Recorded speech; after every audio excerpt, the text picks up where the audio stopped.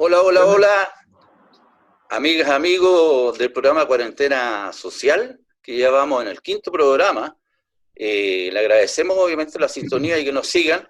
Estamos preparando un programa interesante para el próximo sábado y para tirarlo por todas las redes sobre el tema de las elecciones, sobre la constituyente, y que creemos es importante que vamos calentando el ánimo porque ya estamos a punto ya que se inicie la campaña radial. Así que en este programa primero vamos a iniciar una aclaración que creo que es importante, que mi amigo Hernán Calderón no es el mismo que está en este momento en todos los canales de televisión, matinales, qué sé yo. Así que yo como amigo de él, yo pongo la fianza que no, este es el Hernán Calderón, pero el bueno para los pollos, el bueno para el del papel confort, el que pelea con los bancos, bueno, y con las financieras. Así que, Hernán Calderón, te dejo ahí para que presente a nuestra invitada.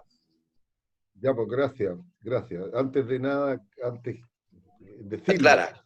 o sea, yo aclararlo. He recibido muchos Twitter y de todo tipo vinculándome con este hecho policial, eh, pero yo he tenido que aclarar de que no tengo ninguna relación de parentesco de ningún tipo, ¿no? No tengo hijos hombres, menos tengo, no tengo en mi casa el pizarro de ABC1, no lo tengo en mi casa.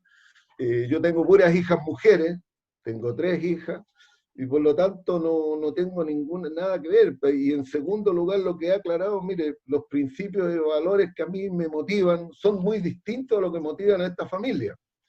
No he estado en la farándula, no pertenezco a la farándula, mi labor ha sido mi trabajo profesional, pero además mi dedicación al movimiento de consumidores durante, ¿cuántos? 20, 25 años, 30 años desde que se crea el movimiento de consumidores. Junto con Ernesto estuvimos en el movimiento de los deudores hipotecarios desde los años 80 en plena dictadura. Entonces, yo la trayectoria mía es muy diferente, no soy abogado tampoco, por suerte, así que quiero dejar aclarar eso de que los que me han confundido y me están etiquetando permanentemente con este hecho policial, por favor, distingan a quién es uno y otro. Es un alcance de nombre y apellido, casualmente, pero bueno, suele suceder. Mi padre también se llama Hernán Calderón, entonces tengo sobrinos también que también tienen el mismo nombre, o sea, es una tradición también familiar y parece que los que son Hernán Calderón parece que tienen la misma tradición, es muy común parece el nombre, pero Muy bien, aclararlo. es buena Bueno, esa pregunta. eh, en segundo lugar, bueno, partir al tiro con la presentación de nuestra invitada, una invitada de lujo, realmente una gran dirigente de las pymes, luchadora, ha hecho unas intervenciones memorables en la Cámara, en el Senado y en la Cámara, donde ha ido a increpar prácticamente a los parlamentarios y al gobierno para que puedan tomar medidas concretas para las pymes. Ella es dirigente de la UNAPYME, una de las dirigentes más destacadas del mundo de las empresas de pequeño tamaño, medianas empresas, y que está ahí comprometida para poder sacarlas adelante. Entonces, Janina, Le un damos gran la abrazo bienvenida. desde lejos, pero ahí bienvenida también a nuestro programa y poder conversar contigo. Te pido que Partamos tú con la te primera presentes pregunta. primero. No quiero hacerle la pregunta al tiro, entonces para que ella Janine, no No, yo les le dé la quiero bienvenida. agradecer profundamente. Gracias por esa cariñosa bienvenida. Me siento honrada, obviamente. CONADECO es una organización tan importante para los consumidores, para tanta injusticia que hemos vivido también en nuestro país. Ustedes han sido muy importantes en eso, así que en realidad el honor es para mí y agradezco que también puedan valorar que la dirigencia de las pymes este último tiempo ha estado muy complicada y hemos hecho todo lo posible, básicamente arrastrando también el dolor de la gente que está en nuestras organizaciones y en otras organizaciones, que ha sido un diálogo muy común que hemos tenido a nivel nacional. Y bueno, me ha tocado este último tiempo tener tal vez un protagonismo más importante, pero esto es un sentir muy generalizado y tú lo conoces bien, Hernán, y también Ernesto. Gracias, Janina. ¿Cuántos son las pymes y en qué situación están en este minuto? Bueno, las pymes, según registros, somos cerca de 1 millón de empresas de menor tamaño. Estamos bien complicadas, fíjate, porque ya la pyme arrastra problemas bastante históricos y endémicos en el sistema económico de nuestro país. Dando más del 60% del empleo, tenemos solamente un 13% de mercado, arrastramos problemas de pagos de mucho tiempo, malos pagos por parte del Estado, malos pagos por parte de los particulares, de las grandes empresas.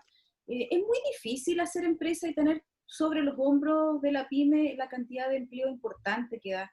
Eso, más que decir empleo, uno dice familias. La pyme llega a la mayoría de las familias, de las mesas, de la comida que se consume en este país, se lleva a través del trabajo y la colaboración en empresas pymes. Y cuando vemos que las medidas y los proyectos de ley no hablan de la urgencia de un sector como el nuestro, obviamente entramos en desesperación después de 5 meses de pandemia, de no actividad, o sea, estamos cerrados por ley la mayoría de las empresas, que no tenemos bienes esenciales, y ya asoma los embargos, asoman los DICOM, asoma la desolación de no poder cancelar, por ejemplo, los trabajadores acogidos FC, que son la mayoría trabajadores de las empresas pymes. Estamos en una situación bien terrible, es cosa de mirar el turismo, es cosa de mirar los restaurantes, el comercio establecido, el comercio detallista, en las zonas donde hay cuarentena. Esto es un desastre económico gigantesco que golpea más fuertemente, obviamente, a las empresas de menor tamaño. Janina, efectivamente la situación de las pymes es dramática, y después que terminemos esta cuarentena y esta pandemia, se va a constatar el verdadero desastre que quedó con cuántos miles de pequeños emprendedores, pequeñas empresas que van a tener que cerrar sus cortinas, y que además van a estar con un endeudamiento insoportable para las familias, y entenderlo, ¿eh? Aquí cuando a veces hablamos que las pymes son personas, si al final todo radica que son iniciativas particulares que a veces son familiares, a veces la familia la que encabeza, y es su manera de poder sustentarse para poder sobrevivir, para poder alimentarse, para poder desarrollarse, para también soñar un poco cómo crecer y tener mejor calidad de vida, un mejor estándar en su vida personal. Por lo tanto, la situación de las pymes todos las entendemos, porque prácticamente esta es una actividad que si bien son más de 1 millón de pymes, existen alrededor de esas pymes, son más o menos 4 millones y medio de personas que sobreviven alrededor de ellas, porque una persona que tiene una pyme tiene una familia, tiene hijos, y si uno sacara solamente por 2 o 3, ya las familias que sobreviven por el desarrollo, por el trabajo como pyme independiente de estas iniciativas, lógicamente que queda el desamparo de las familias por completo, y que tienen los mismos problemas y las mismas necesidades que todos los ciudadanos, que los trabajadores dependientes. Entonces, aquí lo que cuesta entender es que justamente como un gobierno, y los parlamentarios, aquí no le echemos la culpa al gobierno, para los parlamentarios, sabiendo las propuestas que ustedes hicieron, aprobaron esta reforma tributaria hace unos días atrás, sin escuchar cuáles eran las demandas que habían hecho los pymes. Y que realmente esto no cambia en nada lo que se había hecho anteriormente, y por lo tanto las ayudas y los socorros que debieran llegar para las pymes medidas para poder que se reactiven, para poder que resuelvan sus problemas de endeudamiento, no llegan. ¿Cuáles eran las medidas principales que ustedes proponían para poder sacar adelante a las pymes en este proyecto de reforma tributaria, Yanina? Bueno, en este proyecto de reforma tributaria básicamente nosotros no pudimos poner nada, porque el Al proyecto final, sí. llegó tal cual. La Comisión de Hacienda no hizo mayores esfuerzos tampoco.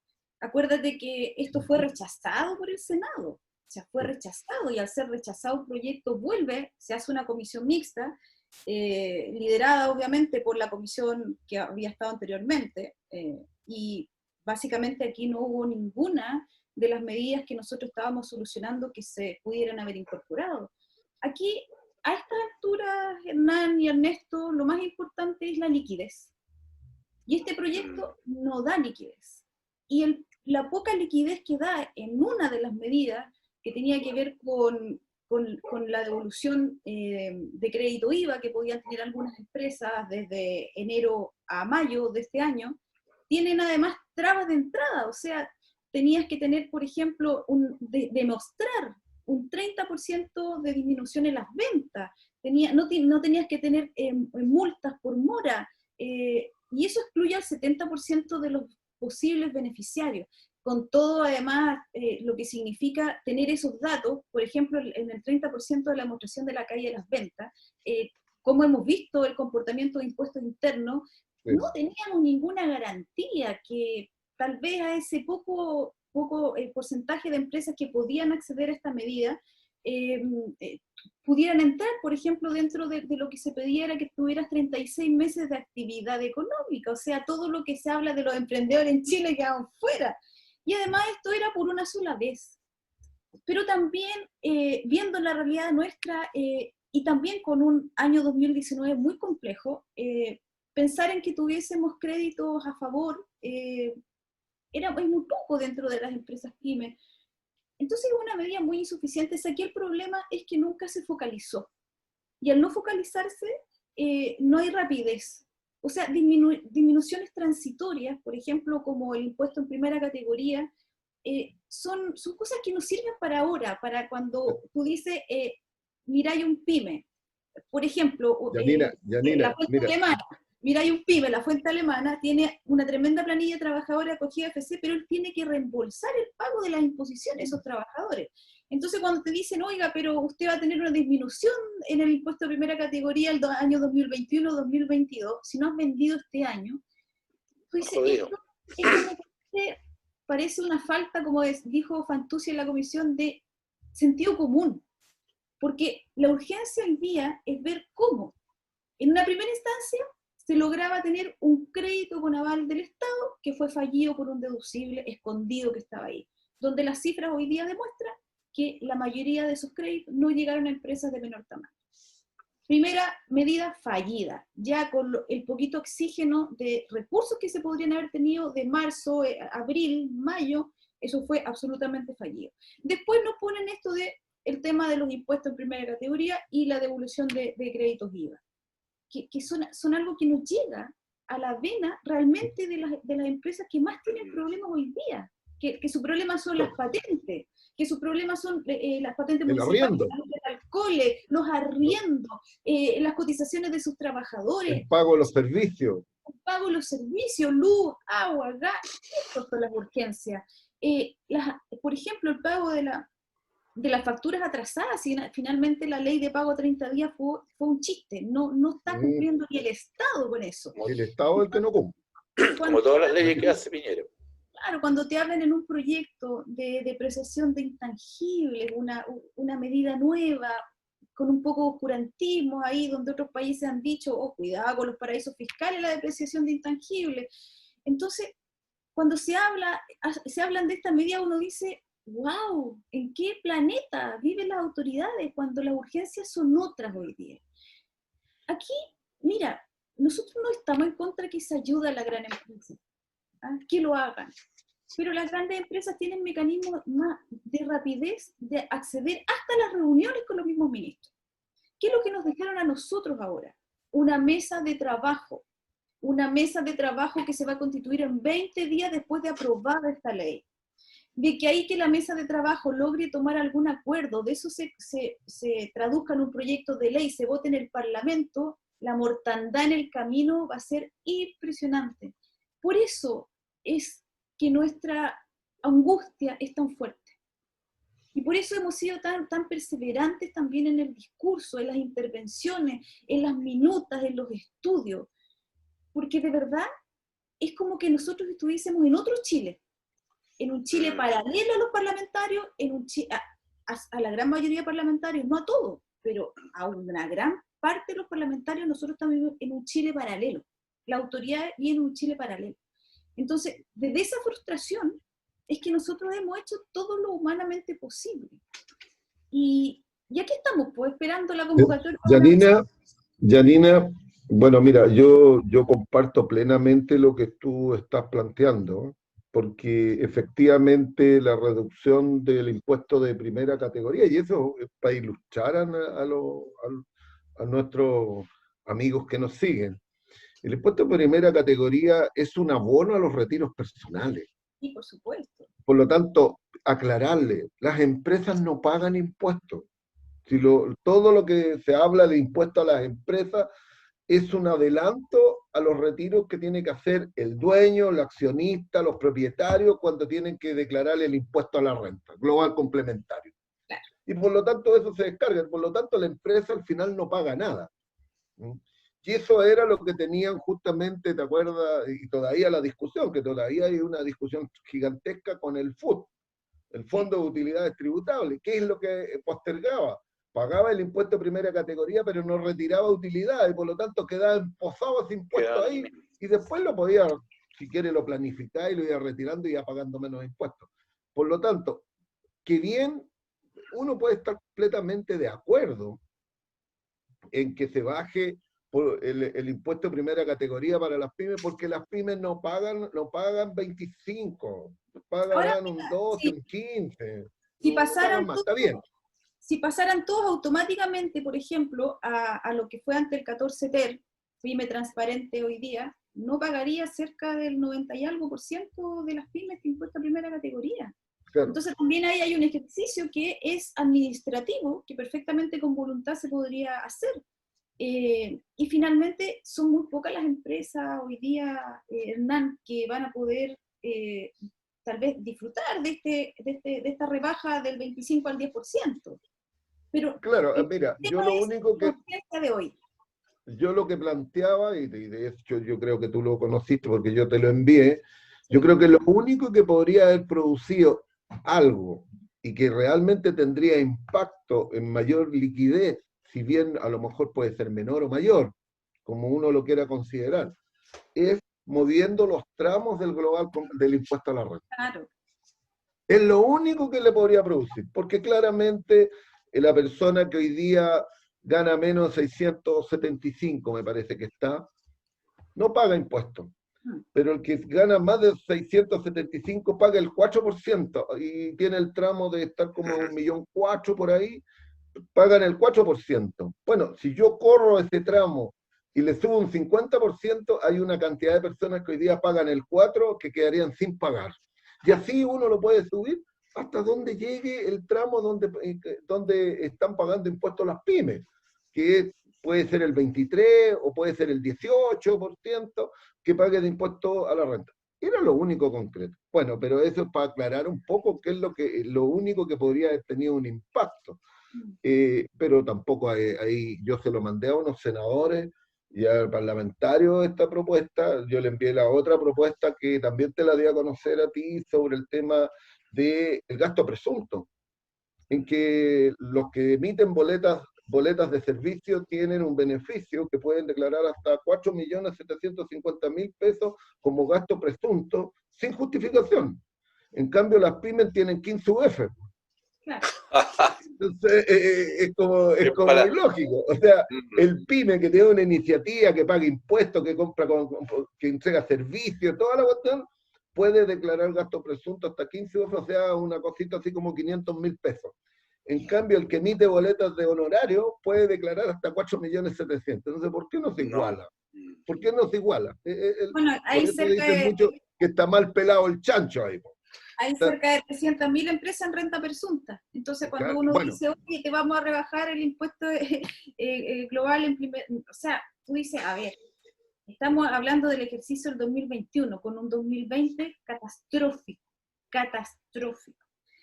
Y cuando se ocupa además, muy mañosamente, para que la opinión pública crea que finalmente las políticas públicas están siendo acertadas y llegando a los sectores que más lo necesitan, un fondo COVID, 12.000 millones de dólares para una inyección de liquidez y reactivación, especialmente para el sector PYME.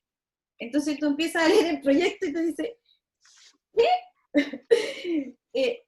Medidas insuficientes, poco focalizadas para un momento de apremio en el que estamos viviendo. Entonces ahí es cuando se crea el diálogo paralelo, ¿ya? Todo además comunicacionalmente adverso, porque los titulares dicen, se aprobaron los beneficios para las pymes, ¿ah? Y finalmente entrar a explicar a la opinión pública que lo que tenemos es espacios como este, espacios como prensa independiente, que realmente quiera darse el tiempo de decirle, oiga, son 12.000 millones de dólares, y cerca del 84% de estos recursos va a ir a grandes empresas, no a la pyme. Lo que hoy día necesita la pyme es cuarentena tributaria porque está ya con deuda hasta el cogote. Necesita liquidez para pagar cosas tan simples como arriendo, patentes municipales, porque lo que nos han dado a nosotros es endeúdese con un FOGAPE al cual no puede acceder y postergue lo poquito que vendió, postergación. Y cuando sí, tú... como todos los beneficios que ha entregado el gobierno. Cuando tú ves que una economía está letra chica, por ley paralizada por ley, sectores productivos completos. Entonces tú dices, wow, si aquí no hay voluntad de focalizar a 5 o 6 meses de la pandemia, ¿qué es lo que nos queda para adelante? Incertidumbre, desolación, y detrás de todo esto, si lo más terrible de esto es que detrás de esto, cuando se quiere cuidar el empleo, no se focaliza en el sector que más da empleo. Entonces ahí es cuando yo pienso, y tal vez voy a decir algo brutal, pero la pyme no contrata a exministros ni exparlamentarios, no los contrata a empresas, pues entonces, ¿qué les va a importar a lo mejor darle un alivio y una solución a un sector como el nuestro? Si no tenemos para contratar a un exministro de Economía dentro de nuestros pequeños directorios. Entonces me da la impresión que esa desidia tiene que ver con eso, tiene que ver con que la pyme finalmente, claro, da mucho empleo, no les interesa que además esa tremenda cantidad de empleo sea en un mercado absolutamente desigual, con un poquito, así chiquitito, 13%. Eso es el corazón de los grandes males que tiene nuestro país hoy día, y por eso nos pilla de la manera que nos pilla. Bueno, no es solamente las pymes que las que están siendo desamparadas, los jubilados, los pensionados, los trabajadores de la salud, por ejemplo, que todos lo aplauden, ni siquiera le han dado ni siquiera un bono por todo su comportamiento. Entonces, este gobierno nos tiene acostumbrados a entregar grandes noticias, pero en el fondo la letra chica a la gente la va dejando marginada igual. Y en ese sentido están obviamente ustedes que están pataleando y reclamando por mejorar las condiciones de vida y de la familia de toda la gente que ustedes están representando una cantidad de millones de personas. Mira, yo no solamente hablaría del gobierno, fíjate, si tienen el tiempo de revisar las intervenciones de los parlamentarios en el Senado, es una vergüenza. Estaban con nuestra carta, estaban con nuestra minuta, estaban diciendo que ellos estaban absolutamente de acuerdo, que este proyecto no iba para las pymes, pero finalmente lo votaron a favor. Fueron 4 senadores los que se abstuvieron. ¿Cuáles son esos senadores? Alejandro Guillet, Yasna Proboste, el senador Latorre y el senador Navarro, que dijeron, nosotros no vamos a ser cómplices de esta migaja que se le está dando a la pyme, no queremos ser cómplices, fueron los únicos. Los únicos. Todos los demás, mira, todos los gremios a nivel nacional, regional, hablaron con sus parlamentarios y le dijeron, oiga, son 12.000 millones de dólares, ¿por qué no lo focalizan? Si este proyecto debería haberse hecho de nuevo, hubiésemos tenido una gran oportunidad. Pero finalmente aquí habían cosas más poderosas, ¿ya? Depreciación de intangibles, depreciación instantánea para las grandes mineras. ¿Y qué deprecia un pyme con suerte un computador, con Claro, suerte un poquito que se compró, que además lo tenemos dentro de los sistemas contables nuestros, las depreciaciones instantáneas. O sea, ¿qué depreciación? ¿Qué pyme va a invertir a comprar alguna máquina, un vehículo en este momento si lo único no tiene siquiera para subsistir? Y está en un proceso prácticamente de bancarrota. Eso es lo que está en las pymes. Entonces, ¿qué va a depreciar? No tiene nada que depreciar. ¿Quiénes van a depreciar? Las grandes. claro. Nada más. Si son los únicos que pueden Los que se invertir. benefician. Entonces, yendo en esa misma línea, Janina, ¿cuál era otra medida que podrían haber tomado para poder favorecer a las pymes efectivamente? ¿Algún capital semilla? Mira, lo que pasa es que también nosotros hablamos mucho de los fondos concursables de las entidades de fomento, Cercotec, Corfo, todas con barreras de entrada. Ya no podías tener ningún tipo de problema con algún tipo de impuesto. Y eso es no conocer la realidad de la pyme. Entonces, cuando tú ya le pones barrera de entrada a un proyecto de obtención de bono, ya empiezas mal, porque deja fuera una cantidad de angustiados. Y en el fondo lo que pasa con esto, mira, yo te voy a contar un caso. Hay un caso en Valparaíso, y se repite a nivel nacional, de un pyme que hizo una remodelación 4 meses antes del estallido social, pidió un crédito gigantesco y remodeló el ex Hotel Condel en Valparaíso y lo convirtió en el Roland Bar, con todo lo que significa tradicionalmente para Valparaíso, el Roland Bar, que es un símbolo, digamos, de la antigua bohemia porteña. Lo remodeló, lo echó a andar como un mes antes del estallido social, y básicamente por el abandono de la autoridad policial, porque la mayoría de los negocios saqueados en Chile era por abandono de la policía. Yo me acuerdo perfectamente de haber estado en vivo viendo la transmisión de los canales de televisión aquí en Viña del Mar, en Reñaca, cuando la gente empieza a entrar al Mastro Antonio, lo empieza a quemar, y el furgón de carabineros a la cuadra siguiente, mirando desde lejos cómo sacaban sillas y todo eso. Fue por desprotección policial. Lo mismo le pasó a este pyme. Mira, no le dieron nada, no pudo ni el Cercotec, ni en el Fogape, nada. O sea, era como frustración tras frustración. Pero además, muchos de estos fomentos productivos focalizados en tecnología, cuando lo que necesitas tú hoy día, por ejemplo, en el caso de los restaurantes, y me acuerdo, me da mucha risa escuchar al ministro Palacios cuando decía, uy, se están reconvirtiendo los restaurantes a delivery, cuando eso significa no retornar a la gente que tenían contratada, eso básicamente una sobrevivencia para el dueño y un par más.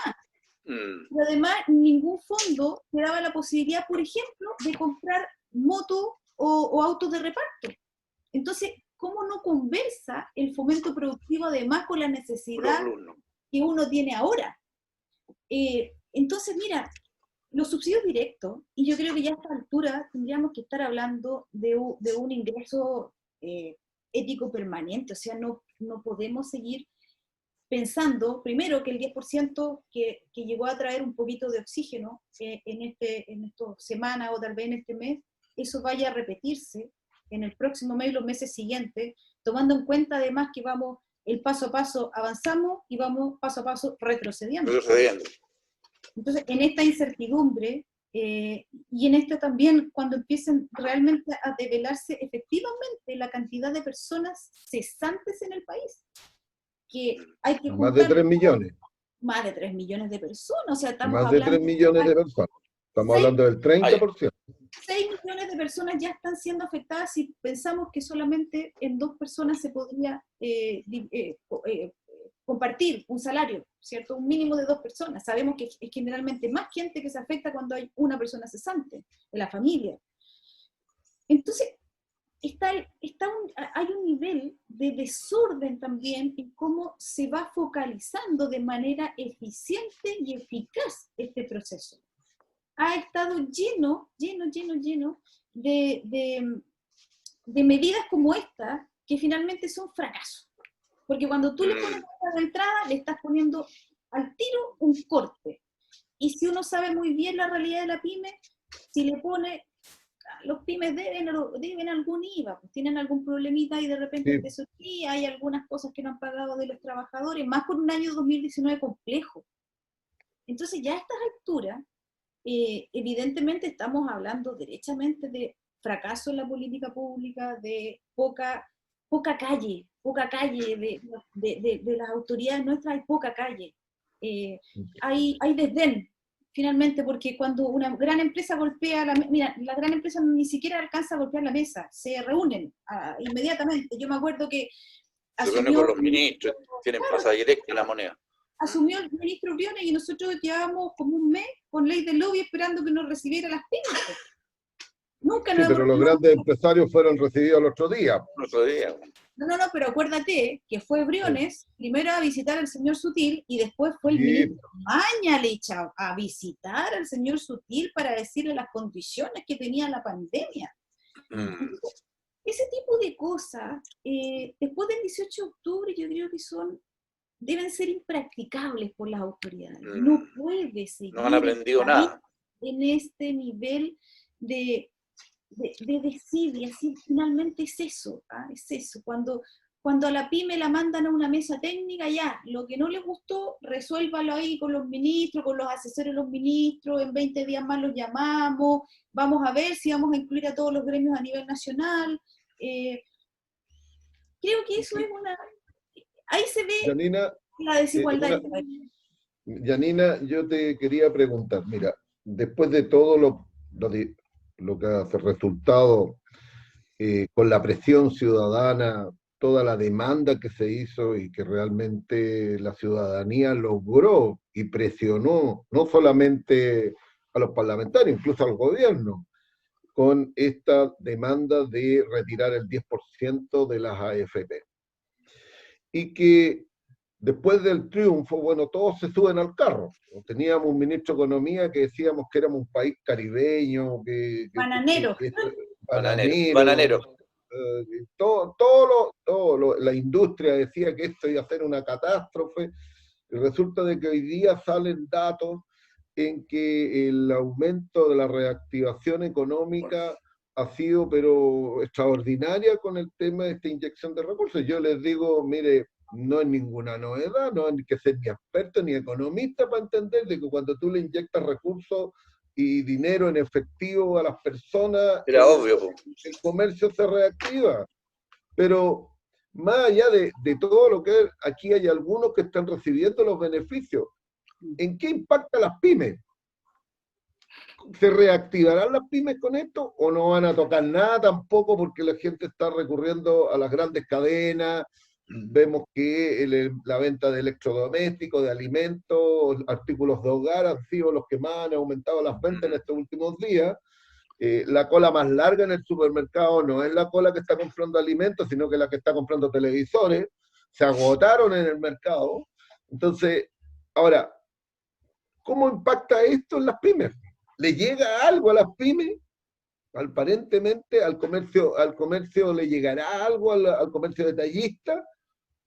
Si todo para fortalecer a los grandes, como uno lo ve. ¿Qué opinión tienes tú de esta inyección de recursos frescos que está llegando, pero que podría haber tenido una oportunidad las pymes? Bueno, una de las tareas que quedan por delante, primero la digitalización de la pyme.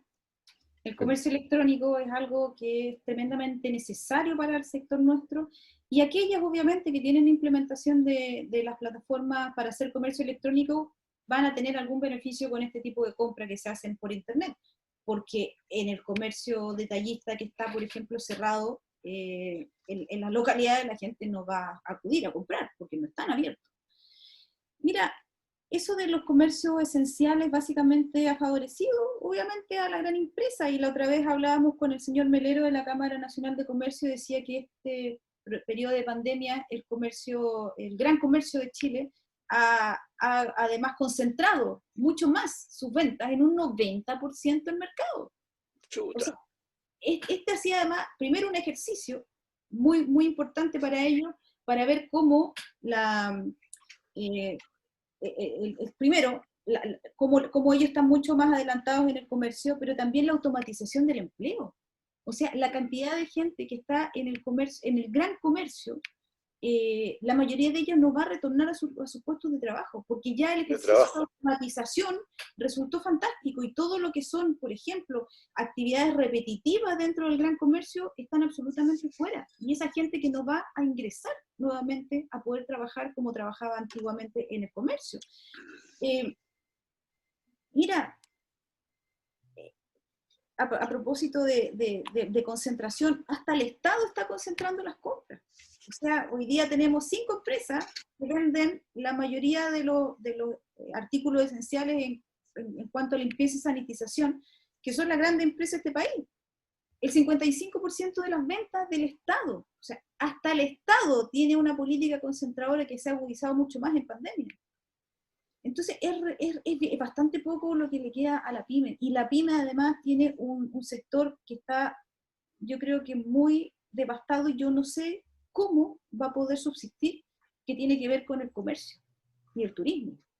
Porque además el paso a paso involucra una cantidad de normas que se deben seguir, pero además con un 25% de capacidad de atención. Entonces, ¿cómo tú enfrentas, primero, la no venida de turistas en el caso de todo lo relacionado con el turismo? ¿Cómo enfrenta el hecho de que vas a tener que reducir tu espacio para solamente atender a un 25%? ¿Cómo vas a mantener esa cantidad de trabajadores en una temporada absolutamente incierta, no solamente para Chile, para América Latina y el mundo? Nuestro desplazamiento va a ser distinto. Lo más probable es que no vengan turistas extranjeros. ¿Qué plan hay ahora? Lo que se está proponiendo son créditos blandos a 18 meses. Yo creo que hoy día nos tenemos que sentar a pensar de cómo subsidiamos a estas empresas a lo menos hasta marzo, abril del próximo año. Subsidia a sus trabajadores, a su renta. Subsidio al empleador, que va a tener que mantener igual un espacio físico, que va a mantener una operación muy pequeñita. Entonces, me da la impresión que, si bien es cierto, el 10% que fue tan vilipendiado por tanto experto en este país, yo ayer leía, no sé si leyeron en el diario financiero a Fontaine, el mea culpa de Fontaine, del exministro, bueno, dijo pues que nosotros para profundizar en nuestros argumentos a veces se nos pasa la mano. Yo creo que en política pública, cuando se reconocen ese tipo se hacen ese tipo de declaraciones, cuando un ministro de Estado nos trata de bananero por el tema del retiro, cuando los empresarios de este país, además en una carta, junto con emprendedores de este país, dicen, este es el principio del fin. Miren la catástrofe tan grande que no íbamos, y finalmente, ¿qué es lo que resultó ser? Que la gente se salvó con su propia plata, porque todas las medidas han fallido. Hoy día hay problemas con el IFE, con las 500 lucas, Impuestos Internos tiene pésimos datos, no hace cruce. Tenemos una cantidad de historias de gente que dice, oye, pero yo efectivamente reúno los requisitos. ¿Ah? Y el Estado me dice que no los reúno. Todo lo que han dicho los fiscalizadores de Impuestos Internos, las organizaciones que están ahí de trabajadores. O sea, de verdad, esta pandemia ha desnudado otras pandemias. Y ha dejado en evidencia que este gobierno es incapaz de solucionar los problemas de la ciudadanía y de la gente en general, no solamente de las pymes, ¿ya? Mientras tanto, Piñera anda atajando goles ahí en el Estadio Nacional, haciendo el ridículo y anunciando cualquier cosa para salir en la televisión, pero en la práctica toda la gente está decepcionada. Y por eso que yo creo, y aquí me meto en un tema que en octubre viene el plebiscito, yo creo que va a ser rotundo el triunfo de Chile con el apruebo, porque aquí tenemos la posibilidad concreta de entregar nuestra opinión certera a través del voto, ¿ya? Aquí ya esto no da para más, son ineptos, no sirven, y han ido cambiando ministro tras ministro, y en definitiva han ido perdiendo el cable a tierra con la gente, con la ciudadanía, y eso es lo que está pasando. Así que lo que dice Yanina es parte de una radiografía del ámbito nacional que estamos viviendo.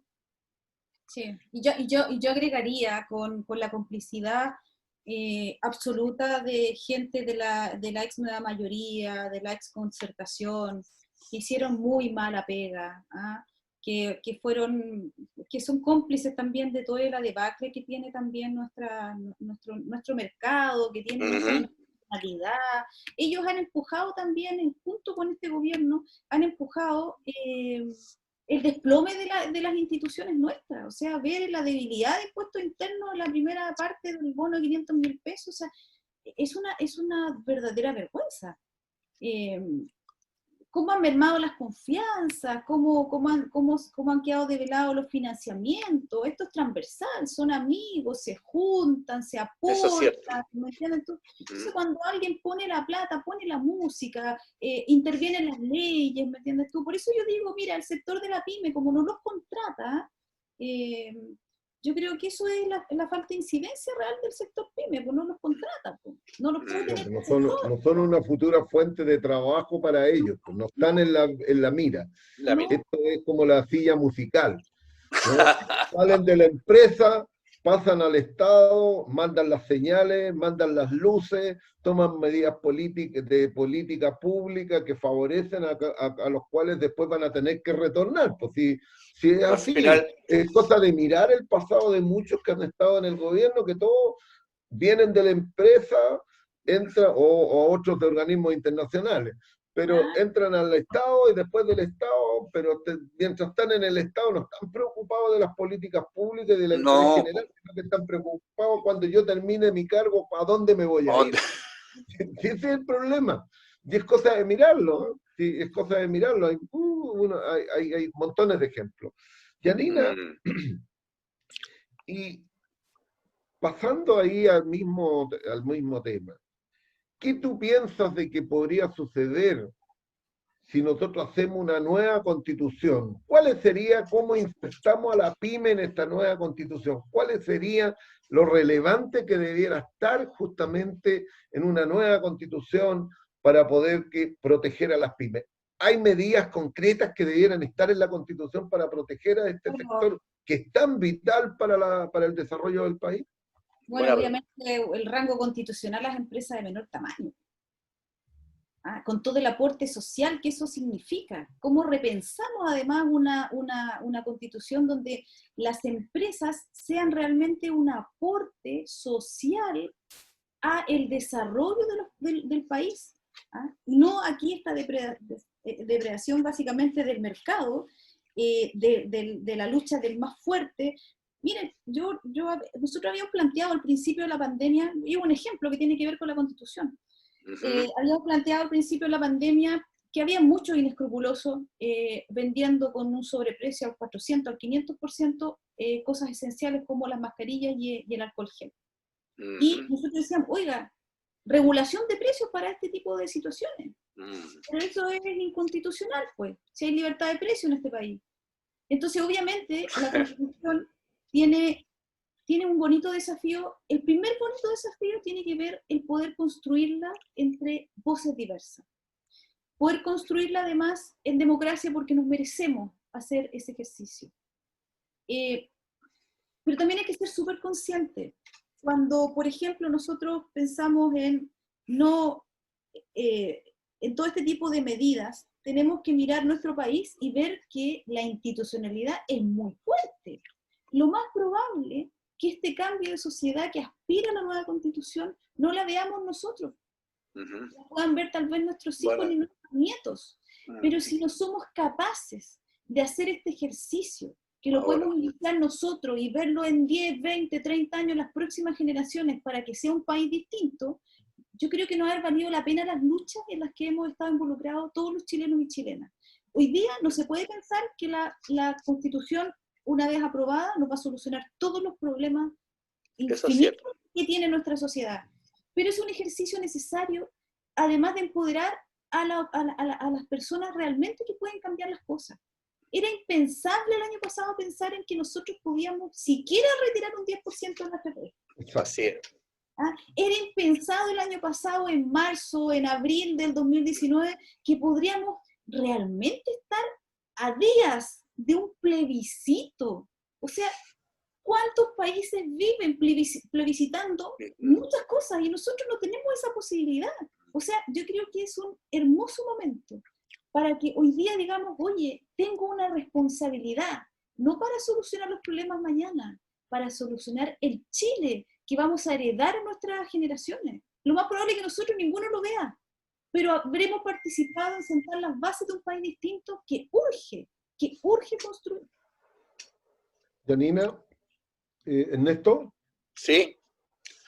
mira, yo quería plantearte eso justamente, y me parece muy bien la respuesta tuya, pero siempre queda la duda, y yo también soy uno de los que sostiene, de que el cambio de constitución nos va a dar un nuevo, probablemente con esto vamos a determinar qué tipo de sociedad queremos. Si una sociedad que va a tener garantizados derechos sociales, o es un Estado subsidiario como tenemos hoy día, en que el Estado no puede participar en ninguna actividad económica donde lo pueda hacer un privado. Esa es una camisa de fuerza que tenemos. Pero, pensando en ese mismo sentido, ¿no te parece también de que más allá de que hagamos un cambio de constitución, dejemos garantizados los derechos, la constitución se escribe como la carta y la hoja de ruta? Pero, ¿y si para poder hacer los cambios de fondo tú necesitas voluntad política muchas veces de cambiar las leyes? Como se hizo con la ley del retiro del 10%. Sí. Había voluntad. ¿Se podía cambiar la 3.500? Claro que se podía cambiar, pero habiendo voluntad. ¿No te parece a ti de que aquí no había voluntad política? ¿Es eso lo que falta para poder hacer los cambios necesarios?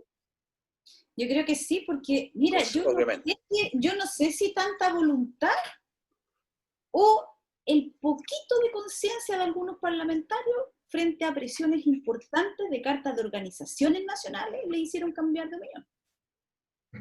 Yo creo aquí que no es la voluntad de muchos parlamentarios, yo creo que fue la presión. Es cuando tú quedas al desnudo y la gente te dice, mira, durante muchos años ese parlamento sacó leyes donde la ciudadanía estaba muy pendiente de trabajar, de producir, de servir absolutamente al modelo, ¿ya? De endeudarse, de trabajar muchas horas al día, de prácticamente no tener tiempo ni siquiera para leer el diario.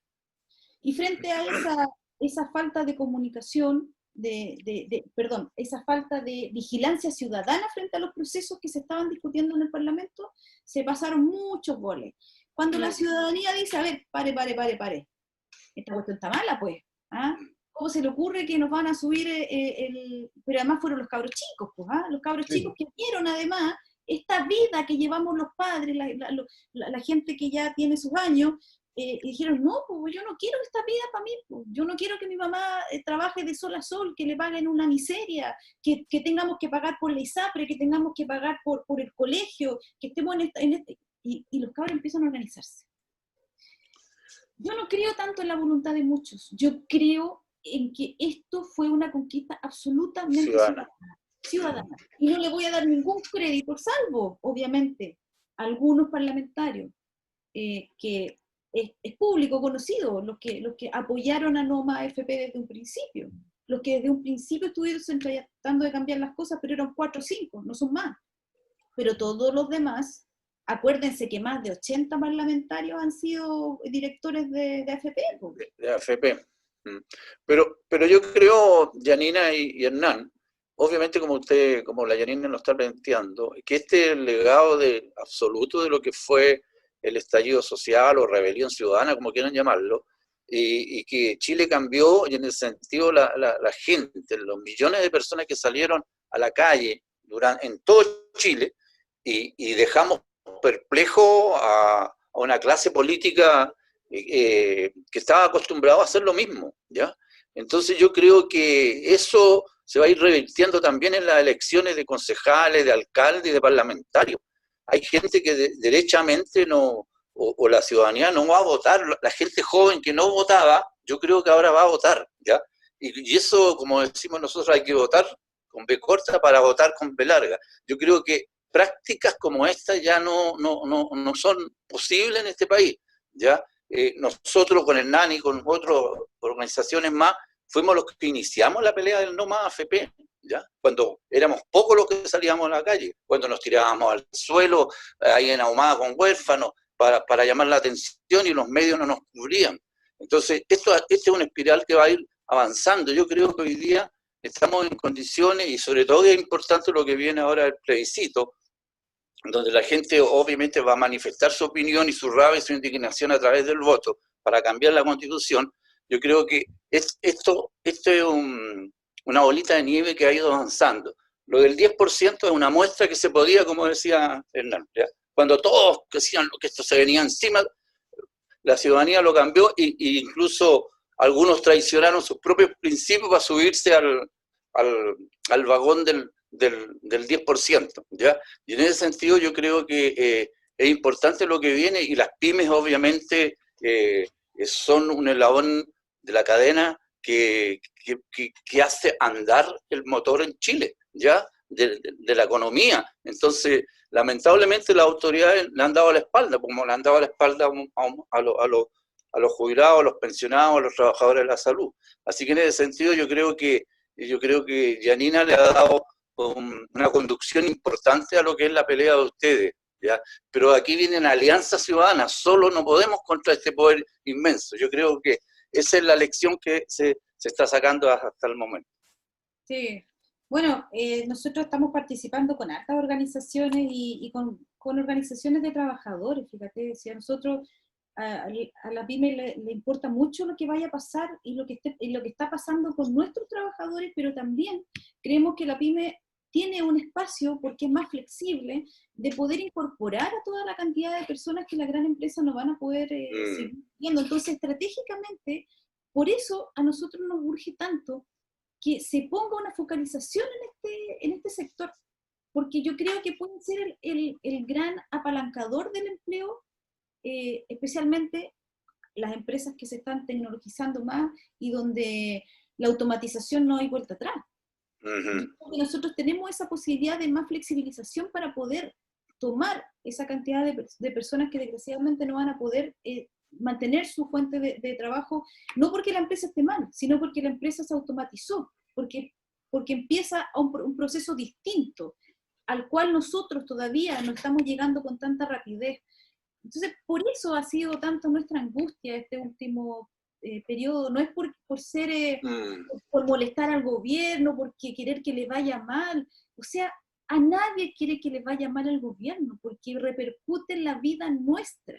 Porque ellos no gobiernan para Júpiter, gobiernan para los ciudadanos chilenos. Pero desgraciadamente, esta sordera, esta desidia, esto de no tomar el peso de lo que significa no sacar a nuestras empresas adelante, de acudir primero al rescate y no quinto o cuarto al rescate, es algo que no podemos nosotros seguir como mirando y no haciendo acciones al respecto. De verdad, yo tengo mucha tristeza de que además no hayamos sido capaces en el Parlamento de haber hecho un golpeteo más fuerte y haber rehecho este proyecto. Eso es lo que se necesitaba. Claro, creo que como que los parlamentarios dijeron, ya, mira, sí, el proyecto es malo, pero pucha, por la migajita que hay aquí vamos a votarlo a favor, y la mesa técnica que se encargue de solucionar el problema y nosotros nos lavamos las manos. Exacto. Entonces, hoy día lo que estamos exigiendo es que se conforme una mesa parlamentaria pro PYME que ayude a vigilar este proceso. Porque nosotros no podemos pasar semanas y meses dialogando con el gobierno y no tomando acciones. Porque lo que hoy día apremia es la urgencia, no que estemos... Es lo de ahora. Exacto. Una mesa... Janina, mira, te tengo, ahora se va a incorporar a nuestro panel María Paz Ibar, que es periodista y que está ahí, que había estado en la sombra. La teníamos en la sombra, pero hoy día se incorpora también en nuestro panel. Y María Paz también tiene una pregunta para hacer. Súper. Adelante, María Paz, y bienvenida. Hola, muchas gracias. ¿Cómo estás, Yanina? Qué interesante toda la entrevista. Y te quería llevar al mundo de las redes sociales, porque hemos visto que eres bien activa, junto con una pyme también. Y hay un tuit muy polémico tuyo esta semana, Nos gustaría que nos contaras un poco por qué es de la donación. El Estado ha convertido el IF excluidos en el producto más comprado en pandemia. Mi abuelita le decía, manos vueltas, mal que mal. Las órdenes de compra son suculentas. Déjate una que sea y las pymes ahogadas. Sí. Por favor, Janina, explícanos un poco este Twitter. Lo que pasa es que a mí me parece que todo este aparataje comunicacional del gobierno y de los grandes empresarios es como del Chile paralelo. Entonces, a mí no me enternece para nada que los coludidos de Chile estén donando al proceso del plebiscito, porque hoy día en pandemia son el producto más comprado por el Estado. Entonces, a mí me resulta decir que no creo en la donación que hacen. O sea, esto lo ha pagado el Estado durante, primero, todos los años de polución. El Estado fue el gran comprador. Entonces, hoy día vengan a dar esa migajita, le enternece a la gente que vive en este mundo de Vilcipap, pero a la pyme real no le enternece, porque además, yo soy proveedora del Estado y a la fecha no he vendido una sola orden de compra, teniendo el mismo producto, pero no coludido, teniendo el mismo producto, y además vendiendo en tiempos de pandemia. O sea, yo no me lo explico ni yo, ni todos los otros proveedores del Estado, cómo es posible que sea la marca, de nuevo, la más vendida y la más comprada por el Estado. Entonces, a mí no me enternece eso, ¿ya? A mí, mira, yo creo que, claro... Como lo hicieron con las cajas de mercadería también, ¿no? Bueno, del señor Sayé, o sea, el club de Toby se reparte en las suculentas pagos por parte del Estado. Yo creo que eso uno tiene que o sea, hay gente que dice, que son buenos, donan con los bolsillos nuestros, pues si nosotros pagamos los impuestos, mantenemos el Estado, entonces el Estado, si ellos les compra, es plata nuestra también, pues entonces estamos haciendo todo el Estado de Chile está donando a través de los señores coludidos. Y todas las donaciones, tengo entendido, bueno, cuando son fundaciones, pero todas las donaciones generalmente se descuentan de los impuestos, ¿o no es así? Sí, así es. Lo tenemos claro, entonces a mí me da, bueno, yo no soy nadie, pero por lo menos me da cierto alivio poder expresarlo. Yo vendo papel no coludido y no he hecho una orden de compra de marzo a la fecha. Entonces, y yo he donado en forma, no les voy a decir a quién, ni tampoco permití que me sacaran fotografía, lo he hecho piola. No he donado mucho, porque mi empresa es pequeñita, pero lo he hecho piola, sin recibir ni una orden de compra del Estado. Entonces, que vengan estos señores excoludidos con toda la prensa, además con un ministro haciéndole, el ministro Monkever estaba haciéndole de bandejero, estaba haciéndole ahí como pam, parán, la fanfarria, vienen los coludidos a darnos todo esto para el proceso, y yo le digo, oye, miren cuánto... Animando la cueca. Claro, miren cuánto le han comprado, pues no sean balsas. Sí, claro. Bien, Janina, muchas gracias. Y quería también preguntar el rol que le das a las redes sociales en este tiempo de pandemia, sobre todo para las pymes y para la convocación de las próximas elecciones. ¿Cómo ves tú que están las redes sociales y el rol que ustedes le están dando? Bueno, esto es sin vuelta atrás. El que no esté en las redes sociales no existe. Así de simple. Son tremendamente importantes. Ahora, nosotros también tenemos una serie tenemos algunas falencias de tipo administrativo y financiamiento dentro de nuestras organizaciones que a veces hacen posible que tengamos buenos community managers y básicamente lo hacemos como todo bien artesanal, y también es una era en que nos tenemos que replantear también, porque es tremendamente importante tener redes sociales donde haya contenido, donde haya emplazamiento, donde haya opinión, porque si no, no existe. Y eso hemos tratado de estar haciendo también muy fuertemente este último tiempo. Todo está en las redes sociales, tú te enteras al segundo de lo que está sucediendo. Yo ayer decía, ¿qué tiene que ver Felipe Camiroaga con Nano Calderón a propósito de Hernán Calderón? No es, Va a variar. que no es claro, pero antes tú, me acuerdo antiguamente, uno esperaba el noticiero o trataba de que a ver si en la radio le repetían algo. Hoy día tú en un segundo sabes de qué se trata, de dónde viene el rumor, qué es lo que, por qué el nano con Felipe Camiroaga. O sea, mira, son cosas tan mínimas, pero así está de inmediato el internet, las redes sociales, la conectividad. ¿Cómo además nos hemos podido reunir? Porque al mundo cambia. Esta cosa tan vertical de las asambleas de los partidos políticos, por ejemplo, donde se juntan todos los compañeros en la sede, hoy día no, hoy día Zoom, y cualquiera que quiera prender el micrófono, levanta la mano y alega y dice. Y nos hemos juntado, por ejemplo, ahora en las reuniones con los gremios, nos hemos juntado con gente de Arica hasta las Torres del Paine. Entonces creo que esta es una súper bonita oportunidad para entender que la horizontalidad también en los acuerdos que esté tomando la ciudadanía es súper bonito también porque lo ayuda en este tipo de plataformas. Así que hay que estar muy metido, muy activo y es una oportunidad, sin dejar de lado todo el proceso que tiene que vivir nuestro país para que este país sea un país realmente conectado. O sea, las insuficiencias que hemos visto, el dolor que significa a muchas personas no acceder a Internet, especialmente los estudiantes, y todo lo que hemos sabido de eso.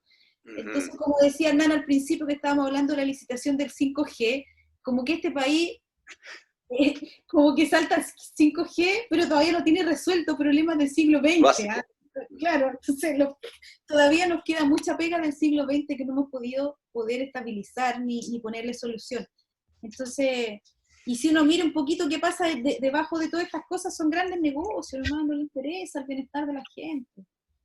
Oye, a propósito de los grandes negocios, Hernán, también, tú que también estás más informado, viene un impuesto para los súper ricos, ¿ya? Que por una vez van a pagar una porrada de millones y millones de dólares, y obviamente eso se está viendo en el Parlamento. Entonces, es importante la transaga, ¿cómo va a salir eso?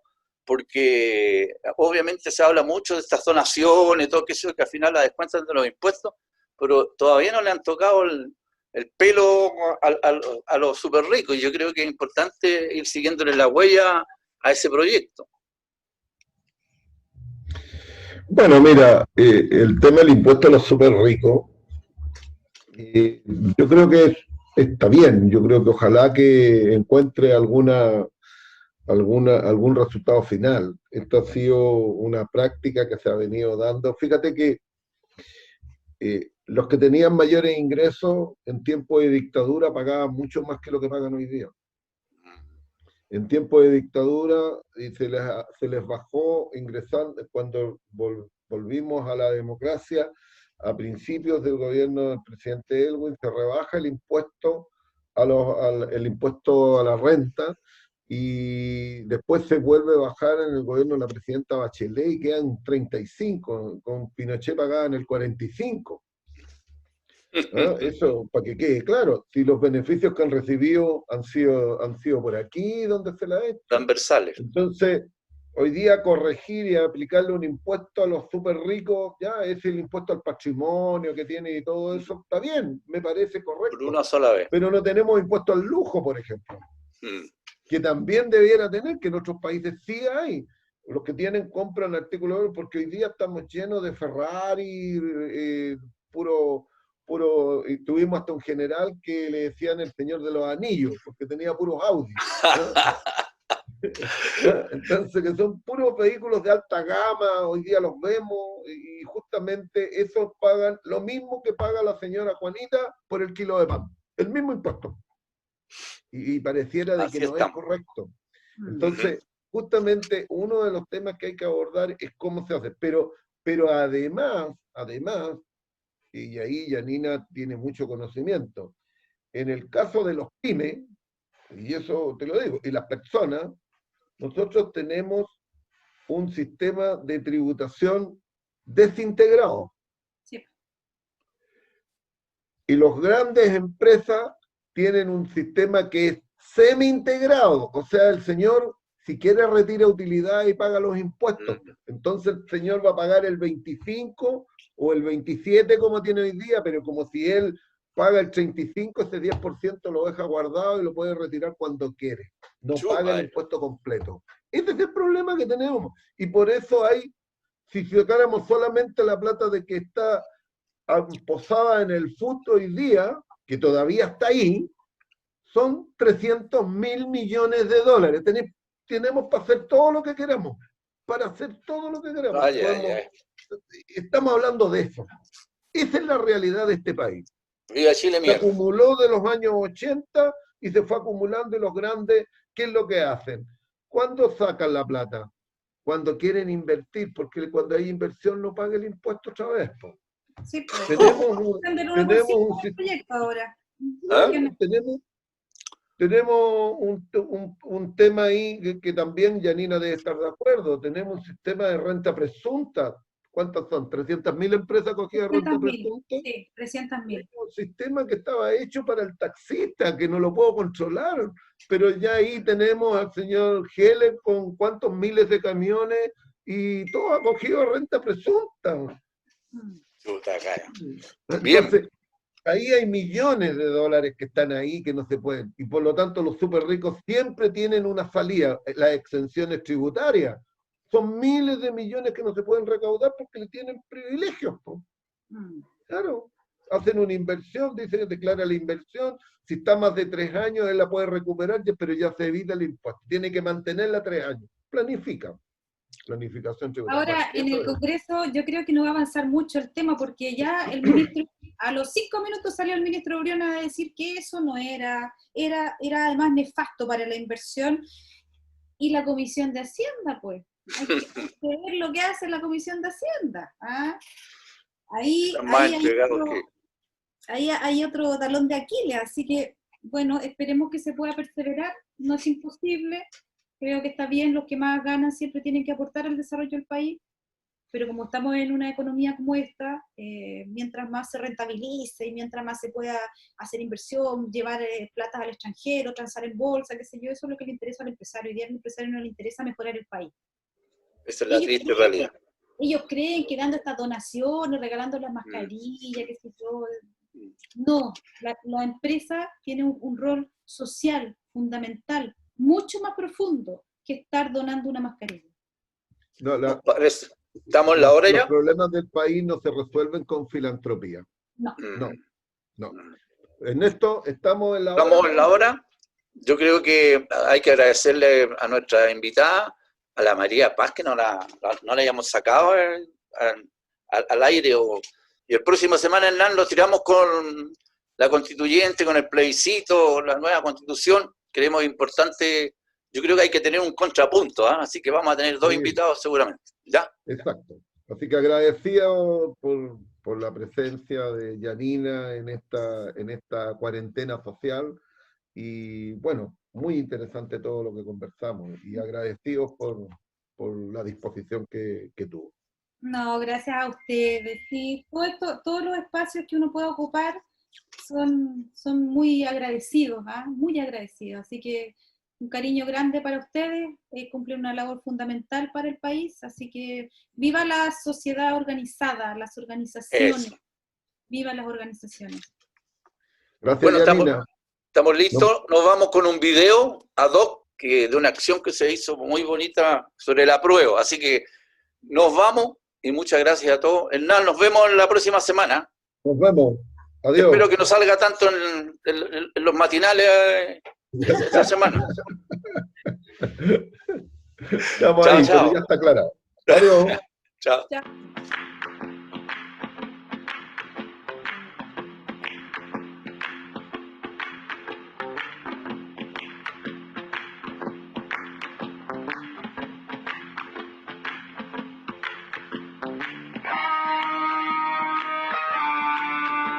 Este país tiene que ser levantado de nuevo, que se terminen todos estos ladrones que están gobernando, políticos de mierda, toda esta hueá, que la nueva constitución tiene que ser, porque la justicia está hedionda de mala en este país.